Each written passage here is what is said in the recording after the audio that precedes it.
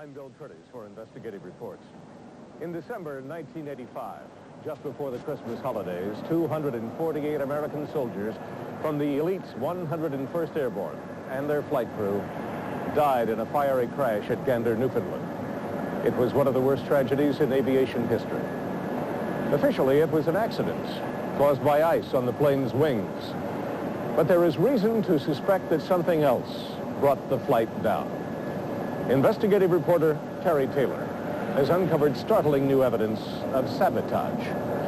Could two governments have buried the truth about Gander along with the dead?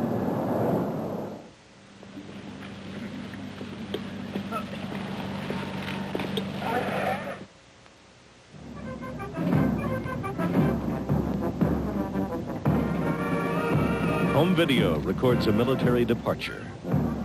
These soldiers are leaving for the Sinai, not to fight a war, but to keep the peace. I would ask you to go to the Sinai. Do it expertly. We all look forward to getting you home in December. Good luck to each and every one of you. Thank you. A proud wife takes these pictures as family mementos, but they will become much more.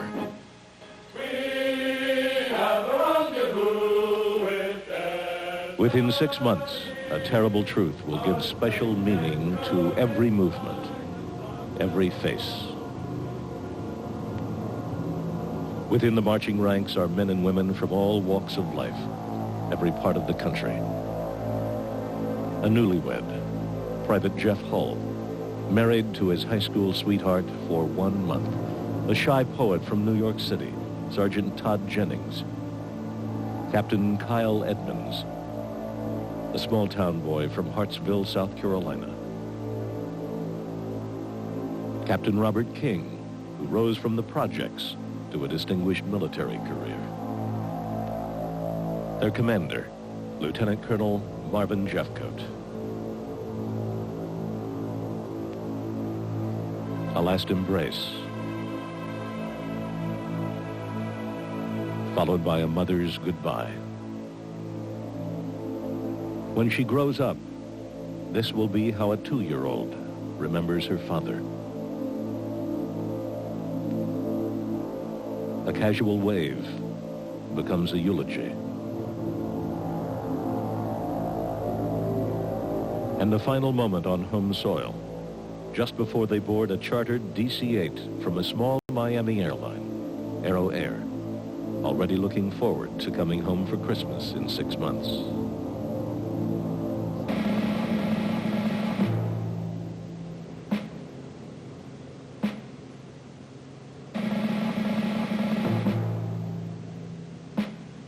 "248 soldiers from the 101st Airborne Division and a crew of 8 killed as their chartered plane carries them home from the Sinai. It is the worst air disaster in American military history."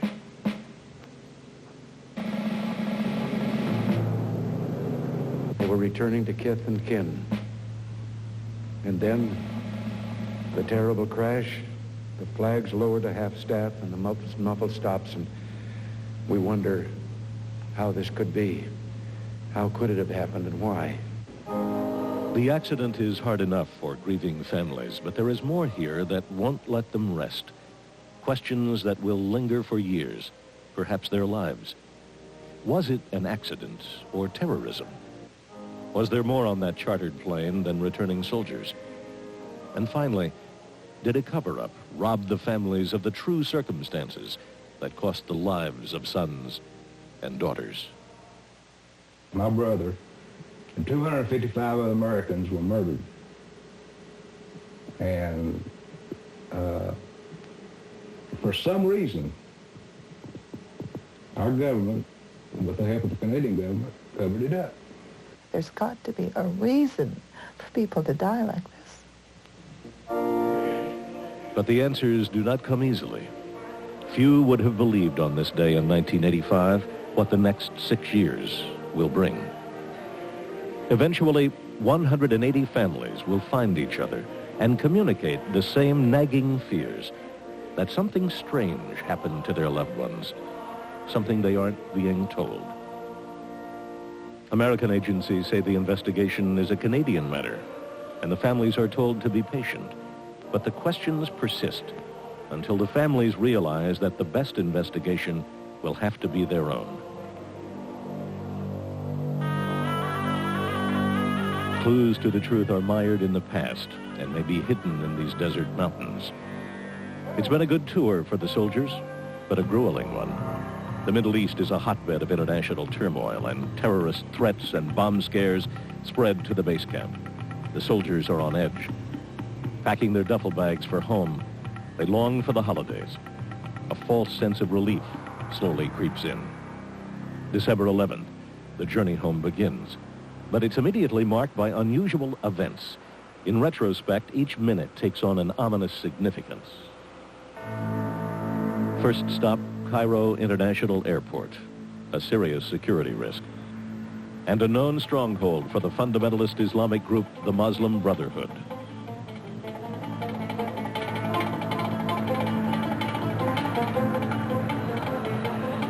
The soldiers arrive around noon and are taken to a nearby hotel. Dressed in civilian clothes to disguise the fact they are U.S. military, some go sightseeing. Hours later, they will board the plane loaded with uninspected carry-on bags. Only one Egyptian guard is posted on the tarmac. There are standing orders for U.S. Customs to inspect the cargo and see it loaded by American baggage handlers. It's been months in the planning, but Captain Gerald DePorter has denied a pass to the plane and refuses to clear the flight for takeoff. I cannot guarantee that leg of it at all. As to what cargo may have been put on, taken off, moved around, or anything else. I had no knowledge of all of what was out there, or what was done. Instead, for some reason, nearly 20 Egyptians load the cargo bellies. Flight attendants on the first leg of the journey also remember those tense hours in Cairo. And I also thought it was kind of strange that the Egyptians were loading the plane and not the U.S. military.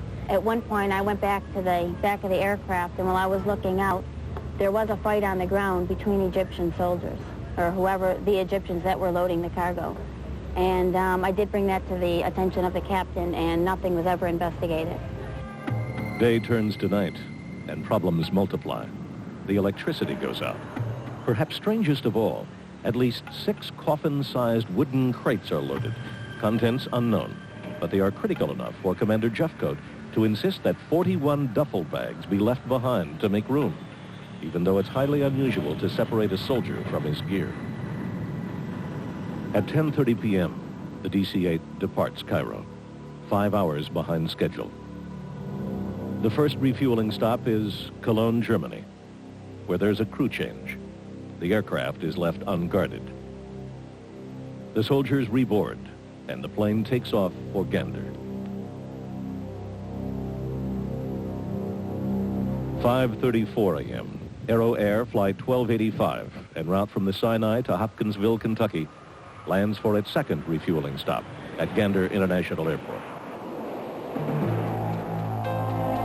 Only hours from home, the soldiers rush for the terminal and payphones. Families remember the calls. We're safe in Canada. Anxious to get home. See you soon. One Canadian guard stays with the plane. The soldiers savor each moment, enjoying their first decent cup of coffee, they say, in 6 months. Others browse the duty-free shop for candy bars and Christmas gifts. T-shirts like these are a best-selling item in the pre-dawn of December 12th. Hi. Well,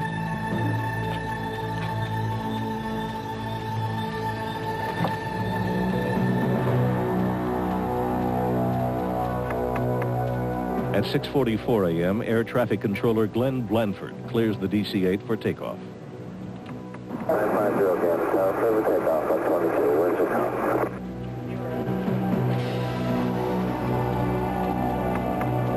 well, a normal taxi out, a normal startup, and normal routine roll out, and the aircraft just lifted into the air, and I would think about, got about 100 to 150 feet in the air, leveled off. An incoming pilot. Tower 351, should have an explosion off it to the west. from my vantage point here, after the aircraft disappeared, then all I could see was a fanning out effect of flame, and then it just fireballed into one big mushroom. There were no survivors. They were so close to home. Their mission completed in the Middle East. But had terrorism followed them home? In a moment, we'll go back to the Sinai. Was the crash at Gander an accident or an act of terrorism? 256 Americans died there during the peak of terrorist acts directed against Americans in the Middle East. The Islamic Jihad tried to claim responsibility for the crash 4 times, but they were not taken seriously by Canadian and U.S. authorities. What was the cause of the worst air disaster in American military history? To answer that, we turn back the clock to the Camp David Accords of 1979.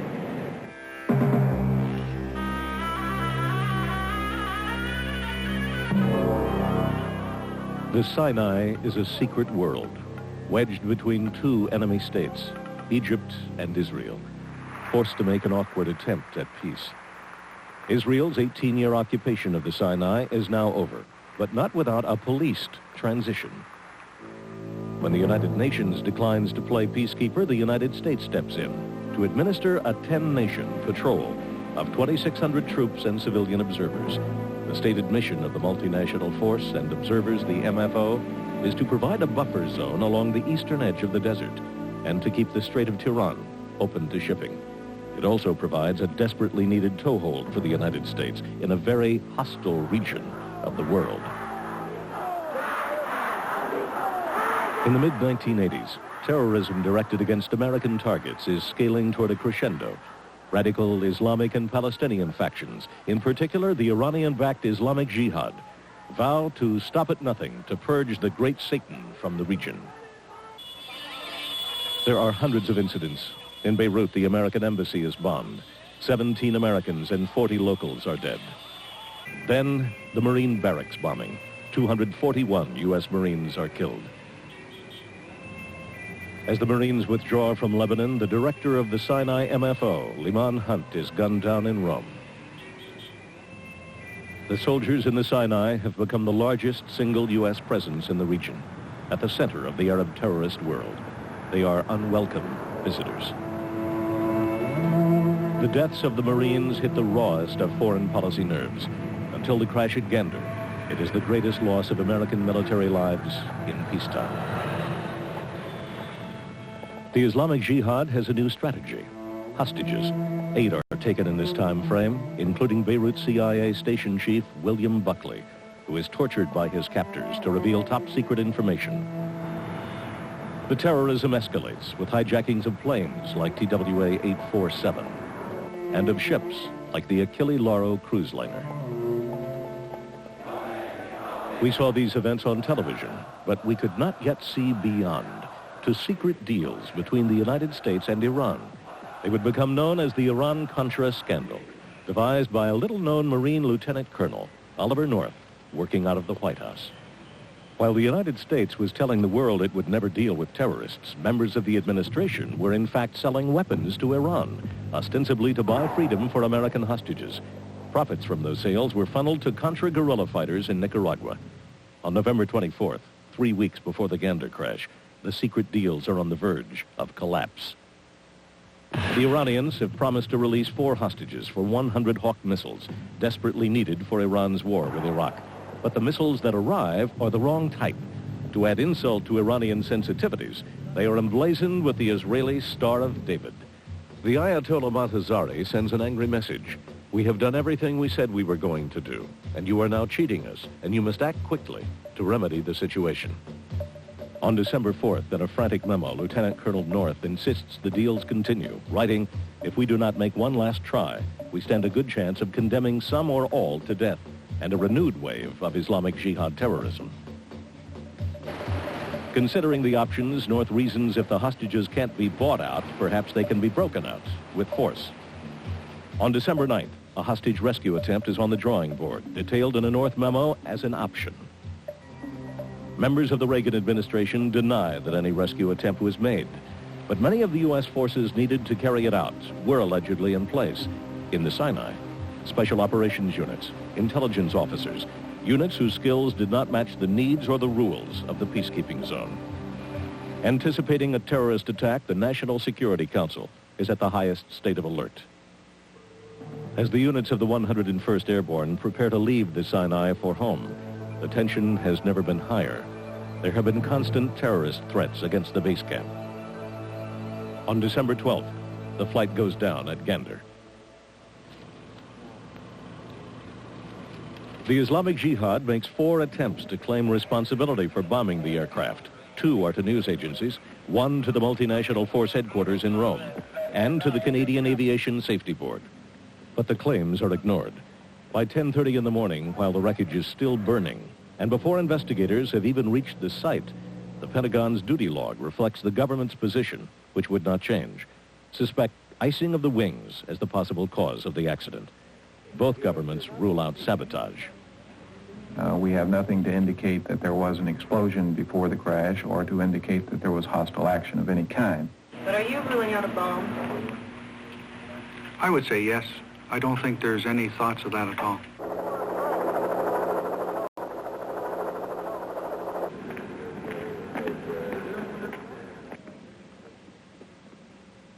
There are no large pieces of the aircraft at the crash site. The plane appears to have virtually disintegrated. Wreckage and bodies are strewn through the trees, down a steep ravine running from the Trans-Canada Highway to Gander Lake. Water's working that there now. 50 tons of burning jet fuel add to the nightmare. Those on the scene will never forget it. Everything was quiet except for some order being given. It wasn't too long before we realized that nobody had survived. There are eyewitnesses who swear the plane exploded like 2 truck drivers traveling on the Trans-Canada Highway below the flight path. One of them is Cecil Mackey. I look out this window here and see this thing come across the front of the truck, and it was like a flame on the bottom, and it illuminated the cab, and it just seemed like there was no engine noise, there was just a rumbling noise. Next thing we seen an explosion down over the bank. I was just getting... Rental car agent Hedley Gill is another eyewitness. That morning, he was crossing the airport parking lot on his way to work. Noise. I looked around, the old sky there was just lit up, mushroom of fire and smoke. The only thing I saw before I compared to was when they dropped the bomb on Hiroshima. You know, it was just a mushroom of fire and black smoke. Within hours, the Pentagon targeted icing on the wings, but meteorologists' records don't provide a clear-cut case, and the ground crew on duty, long accustomed to Newfoundland winters, doesn't accept the ice theory. While the aircraft was on the ground, there was no freezing precip at all. I can guarantee that. I don't know where the experts come up with that conclusion. We know among ourselves it wasn't icing. Absolutely no ice, not to my knowledge or my perspective. And I did have my hands on the airplane and the hands-on coverage, which didn't warrant any of the icing, as far as I'm concerned. We now return to the Gander crash and the official investigation.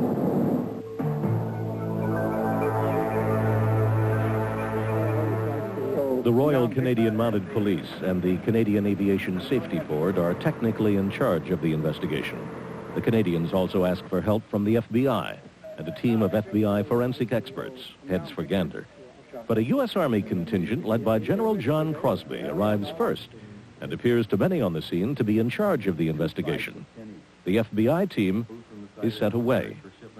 Back to Ottawa. General Crosby persuades the Canadians to ship the victims to the States for autopsy. This effectively skirts a Canadian law requiring a provincial coroner's inquest. What happened to the mysterious crates loaded in Cairo? Later, the U.S. government offers 3 different explanations for the contents and finally denies their existence. I don't know anything about them. But mechanic Harvey Day remembers them, charred and blackened. I would suspect they're something like 6 feet in length and about 3 feet around. And you could tell they're wooden boxes by the look of them, the construction of them. Eyewitnesses say the crates were placed in a cordoned-off area of the crash site and guarded by Canadian military, toting M16s. This stuff that was in the cordoned-off area whatever it was, the American Army wanted it. A large truck, American Army truck, came directly to the crash site, backed in alongside of this cordoned-off area. They load everything aboard, directly back to the airport, back into the aircraft. Including the crates? Including the crates and whatever was there. The existence of the crates is not the only matter in dispute between the Canadian and U.S. governments and the people who were on the scene. Each soldier did carry his own weapon on board, but ammunition is strictly prohibited on passenger flights. And by protocol, nothing larger than a .50 caliber bullet was permitted in the peacekeeping zone. This photograph of 3 81mm mortar rounds shows that there was at least some illegal ammo on board, and it was admitted that 2 clips of .45 caliber ammunition were discovered. But was there more?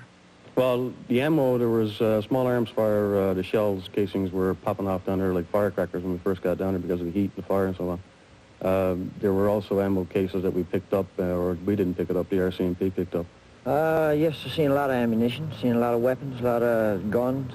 There was little agreement on anything. Not even the body count matched up. Every seat was taken, and first reports said there were 258 victims, 250 soldiers, 8 crew. The count was later reduced to 248. It led to speculation that members of a clandestine unit may have been hitchhiking a ride home. Give her to me again, Mike. Inboard aileron from the right hand. Canadian investigators start to sift through the wreckage, but it begins to snow. Some pieces are taken away to an Ottawa lab, and the crash site is closed until January. By early spring, a decision has been made not to reconstruct the airframe, and the remaining wreckage, more than 50%, is buried at the Gander dump.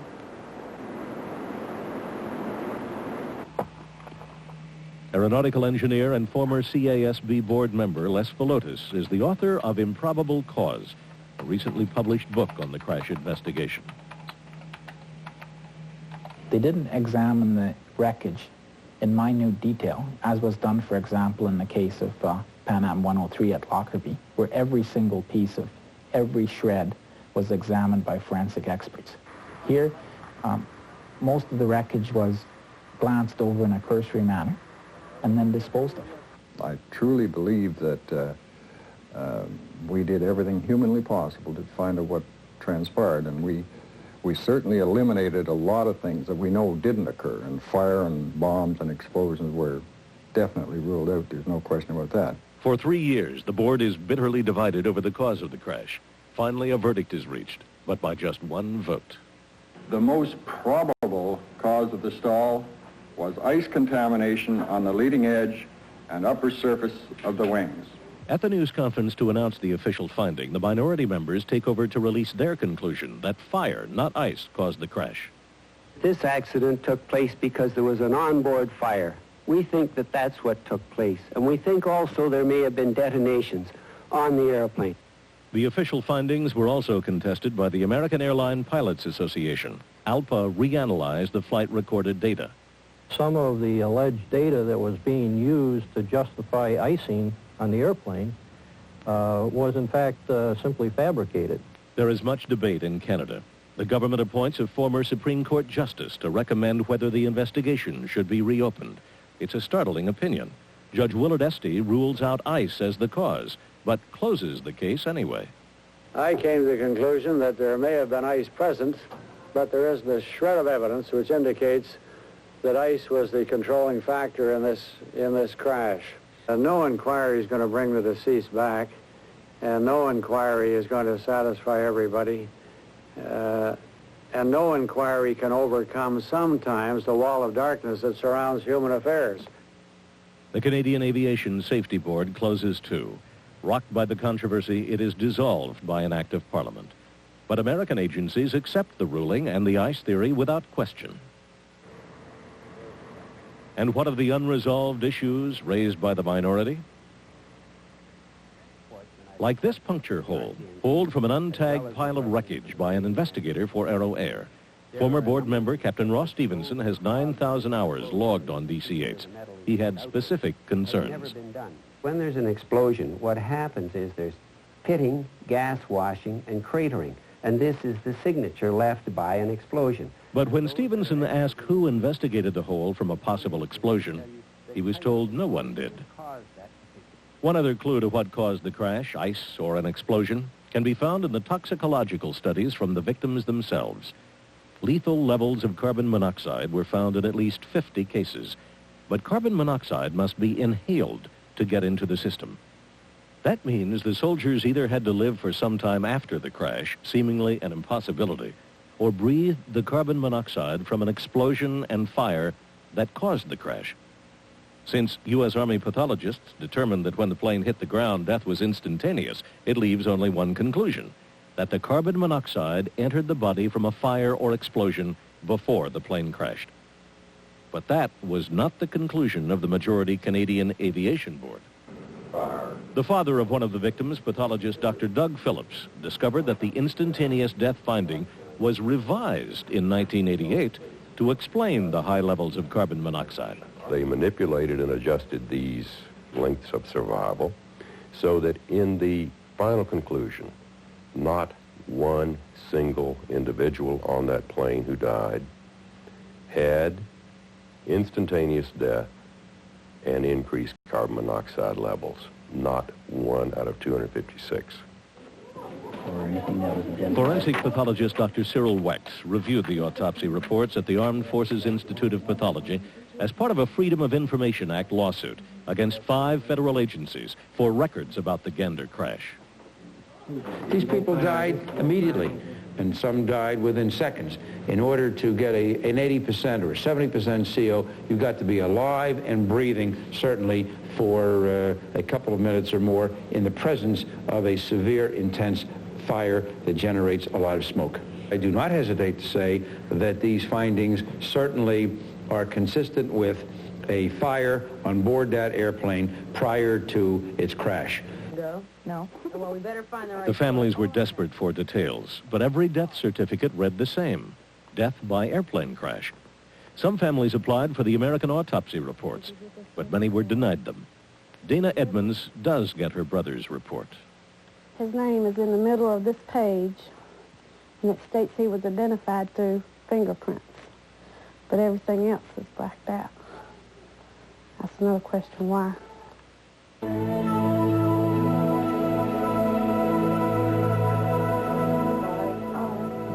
The Gander families collect every scrap of information related to the crash they can find about Aero Air, Iran-Contra, and the investigation in Canada, which they have come to believe was fatally flawed. Letter after letter, there are no answers forthcoming. Why don't federal agencies and politicians want to get involved? Well, Miss Shipley, what is the problem? Tell me about it. The problem is I want to know what caused my son to be killed. I really am not sure that the investigation would do any good to reopen. Why do you think it wouldn't do any good, sir? I just don't know that we'd get any more information. You know, it's one of those things where sometimes we get as much information as we can, and we do the best we can, and I know how you feel. I You can't possibly know how I feel. The Defense Department wrote me back this letter. There was no conclusive evidence to reopen this investigation. Their findings, blah, blah, blah. In other words, you know, if anything came up, they would reopen it. I don't know how much they need to reopen this investigation. And the hardest part of this is that 256 people are dead, our loved ones, and no one seems to care. In the spring of 1989, the Farmer Edmonds family of McBee, South Carolina, makes contact with a congressman who not only listens, but pursues. Well, I'm infuriated at this point. We have gone through all the proper channels. We've worked with every federal agency. We've been stonewalled every time we've tried to get any information. We've been lied to over and over and over again. Talon drafts a petition to President Bush asking for a presidential-level inquiry. 104 members of Congress co-sign it. To date, the president has not responded. There are all kind of circumstantial evidence that would lead to the possibility of a terrorist attack, a bungled covert military operation that was combined with bringing a peacekeeping force from the Middle East, something that should have never been done. The possibility of illegal weapons being loaded on an aircraft that could result in, if it were discovered and proved, murder charges against members of our own CIA. I mean, the possibilities are limitless, but we've got to get to the truth. I'm now going to place you under oath. Do you solemnly swear or affirm that the testimony... Finally, in December of 1990, the House Judiciary Committee's Subcommittee on Crime holds a two-day hearing. It is the first time any branch of the American government has given the Gander crash a day in court. From agency to agency and back and forth between two governments, the responsibility for determining the cause of the Gander crash is passed. I don't recall the exact levels of carbon monoxide and cyanide. Those were reported from the Canadian laboratory. The Canadians may have raised that issue that they wanted to bulldoze the site. But the FBI was conducting the interviews because it's their role to be an investigative arm of the government. What do you mean the FBI was in charge of that? They were in charge of nothing. You know, we're told by state that basically you have a lead role. You tell us you didn't have a role. FBI said they had no further role because they were told by the Canadians in 2 days that there was no sabotage, so they had no role. Nobody had a role. Who has jurisdiction? Do you know, Mr. Howard? Well, I better be careful with this answer. For terrorism, certainly all the intelligence agencies have a role. For investigating a plane crash, I still believe it would be the National Transportation Safety Board. Our next panel consists... But the NTSB's chief investigator, George Seidlin, disagreed with the official Canadian findings. Transportation Safety Board. Do you think ICE brought this plane down? No. All day. You know, why wasn't your chief investigator, brought in? He was your expert on the scene. There was a reason. Let's hear it. I don't know of any... dance around the maypole on it. I don't know of any direct reason. He was not intentionally excluded from it. Intentional or not, George Seidlin was excluded. The NTSB discounted its chief investigator's opinion and supported the ICE theory instead. The subcommittee concludes that a long list of U.S. federal agencies were grossly negligent in their handling of the Gander crash, but that is the end of the matter. The 101st Congress adjourns, and the 102nd Congress chooses not to dwell on this old business. 1 week after the hearing, many families make their annual December pilgrimage to Arlington National Cemetery. Another year has passed, and we stand here without an answer for your untimely and tragic deaths. The family of John Bradley, the family of George Britt. It gets hard every year. Mark Carter. Doesn't get any easier. Stephen Colby. Especially when you don't know why. Peter Schritt. If they aren't guilty, why are they acting guilty? Michael Shipley. Gary Stroud. I think my son would say, that's my mom. She's not going to stop. You might as well answer her. And he would be very proud.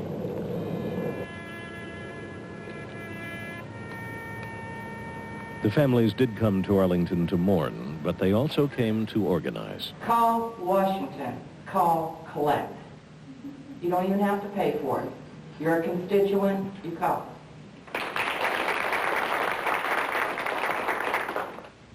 In July 1991, the founders of the families group discover the last remaining wreckage of the Aero Air DC-8 is going up for sale as scrap metal.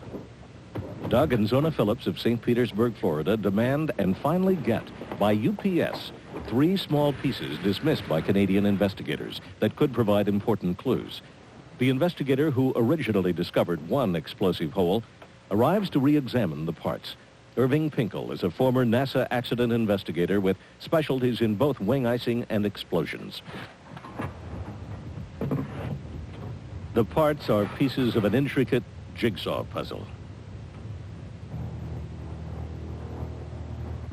This then is the piece that contains this hole. It was cut out at the request of the Canadian police who have jurisdiction. The projectile that came through appears to have come through and cut through the skin first around here. And as the projectile came through, it produced a flap that had something of this trajectory, sent it over. Why was this overlooked? Why wasn't this given careful scrutiny? Why'd I have to find it in a pile of stuff that had been ignored? Just want to be discarded. Yeah. If you overlook damage of this kind, a hole blown in the side of the fuselage, if you overlook that, what else have you overlooked? Explosives expert Dr. Robert Short designed 5 tests in an attempt to replicate the fuselage puncture. He was successful. Short gave this deposition on his findings to attorneys representing families of dead Aero Air crew members. Dr. Short used the plastic explosive C4 in his tests. He hypothesized that 2 pounds or less could disable the control cables which run under the passenger deck. According to Dr. Short, after careful review of the arrangements, it appears to have been located in a cabinet in the aft, what seems to be the aft galley, just forward of the left rear door. The location Dr. Short pinpointed is just behind the last row of seats. What could have been placed there? A soldier's kit bag? Soft drinks for the long ride home? We've seen where experts believe an explosion occurred on board the Gander DC-8, above the floor line in the passenger compartment. We now explore the elusive question, why?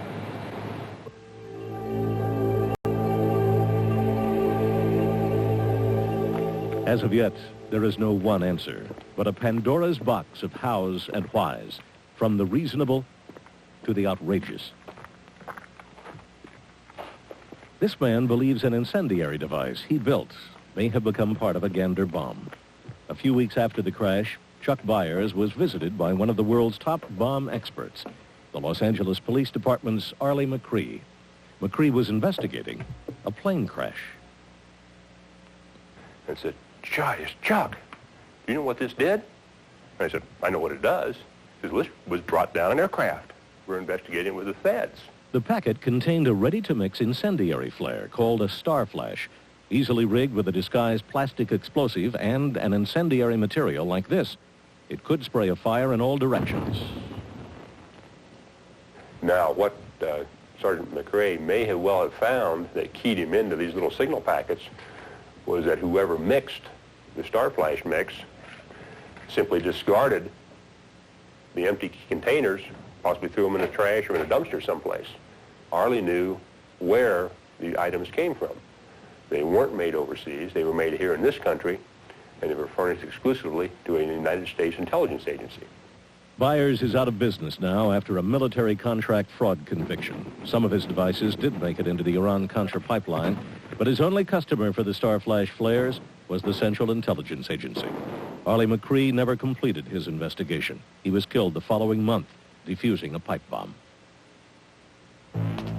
There are questions about the peacekeeping force itself, allegations that the MFO provided a launch pad for covert activities. 18 Gander victims appear to have been members of Task Force 160, a top-secret aviation unit trained in counterterrorism and hostage rescues. Everybody knew they were over there. I mean, I didn't know what section of the desert they were at or what they were doing, but people knew that 160 was over there. Was there a hostage rescue attempt in the days leading up to the Gander crash? This former Israeli intelligence officer says yes, but that it failed. The team had to escape and took the advantage of a military aircraft with soldiers on a Christmas vacation coming back to return to the United States out of Cairo. The cargo contained the equipment and the bodies, and those who survived the attempt flew in as passengers. Aviv believes a bomb was planted by a CIA faction at Gander to keep the team and its story from coming home. At least 2 military intelligence officers on board the Gander flight participated in the capture of the hijackers of the Achille Lauro. Lieutenant Colonel Oliver North admits to having been in charge. And I can't tell you about that, Terry. The units that participated in it were all special operations units that were specifically configured for that. Yet another group of at least 23 soldiers among the dead were tow missile gunners. No tows were permitted in the peacekeeping zone, but thousands were at the time being sold to Iran, mostly through a company called Geomilitech. Sources and records indicate a close relationship between the company and Aero Air. This private investigator believes the Islamic Jihad planted a bomb on board the flight at Cairo or Cologne, and that the crash and its cover-up have everything to do with Iran-Contra. On some of these flights back to the States from the Sinai, they were smuggling weapons out of the stockpiles of the Sinai Peacekeeping Force for diversion to the Contras. I have at least one eyeball witness that says there were anti-tank rockets on that airplane being illegally transported on a passenger flight in violation of international civil aviation safety regulations, FAA regulations, and Pentagon regulations. And where were they destined? For the Contras. Please rise. Oliver North has admitted his involvement in the Iran-Contra affair, but he steadfastly denies that it played any role at Gander. I am confident that there was no effort on the part of anybody in the administration before or since to do what people commonly call a cover-up. Finally, could there be clues among the living? Dozens of crash site personnel claim they've developed medical symptoms, including neurological impairments and blood disorders. There was a Canadian study, but no blood tests, no x-rays, no medical examination, a questionnaire and an interview. The Firefighters Union blames the contents of the mysterious crates at the crash site. When they picked them up, somebody made the comment, "Christ, what are they getting, these lead?" Immediately, you know what my mind is thinking. What's it thinking? Radioactive of some kind, has to be. A nuclear incident of some kind? It's one of the enduring mysteries of the Gander crash. All these theories are of little consolation to the families. And I know now most Americans are going to say, now, wait a minute, too much. Nobody in our great government would ever do anything like that. But to me, anybody that would sell arms or give arms to our sworn enemies, to the same people that blew up our 241 Marines in Beirut, I think them people will be capable of anything. This government and that of Canada will be held accountable, because the families and the friends of the families and people on both sides of the border that care about this, that have given their time, their energy, their jobs, their money to get to the bottom of this truth, will stay until the end, whatever that end may be. And we will not give up. If you are married, and you're married in the sense that you become one, they killed a part of me too. And you don't lose a part of yourself and not want answered. He was fun and easy to get along with, and one of those guys that every girl dreams about that a husband could be like. I have fought when others feared to serve. I've gone where others failed to go. I've lost friends in war and strife who valued duty more than love of life. Now, I understand the meaning of our lives, the loss of comrades, not so very long ago. So to you who've answered duty's siren call, may God bless you, my son. May God bless you all.